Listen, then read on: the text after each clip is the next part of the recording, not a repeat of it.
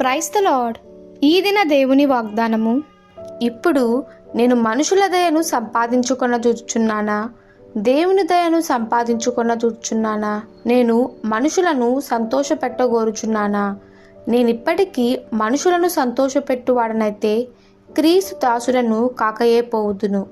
గలతీయులకు రాసిన పత్రిక 1వ అధ్యాయము 10వ వచనము. అపోస్తలుడైన పౌలు తన పరిచర్యందు మనుషులను సంతోషపెట్టుట లేక దేవుణ్ణి సంతోషపెట్టుట అను రెండిటిలో ఒక దానిని ఎంపిక చేసుకోవాల్సిందని తెలిపారు.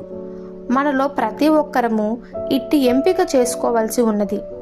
ఫిలిప్పీయులకు రాసిన పత్రిక 2వ అధ్యాయము 7లో యేసు ప్రభు తన కొరకు తాను కీర్తి లేని వానిగా ఉంచుకొనలేదని చదువుతున్నాము. మన ప్రభువు తన కొరకు పేరు సంపాదించుకొనగోరలేదు. అలాగున మనం కూడా కోరుకోకూడదు. మనకై మనము పేరు సంపాదించాలనే గుర్తింపు పెట్టుకుంటే మనము దేవునికి బదులుగా మనుషులకు భయపడడానికి ఇది దారితీస్తుంది. మనము దేవుణ్ణి సంతోషపెట్టుటకు బదులుగా మనుషులను సంతోషపెట్టుటకు ప్రయత్నిస్తున్నాము.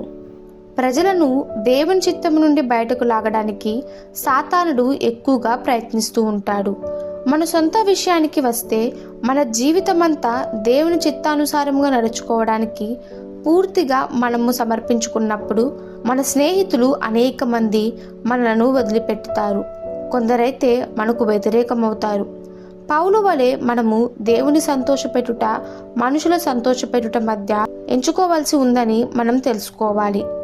కాబట్టి మనమందరం ఒక నిర్ణయం తీసుకొని పరిస్థితిని ఎదుర్కోవాలి. మనలను, మన పరిచర్యను, మన పేరు ప్రతిష్టలను మనకు మనమే నిర్మించుకోవడానికి ప్రయత్నిస్తున్నామా, లేక మనం మన ప్రయత్నాన్ని మానుకొని కేవలము దేవునిపై ఆధారపడుతున్నామా?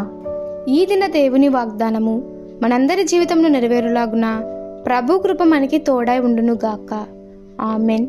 God bless you.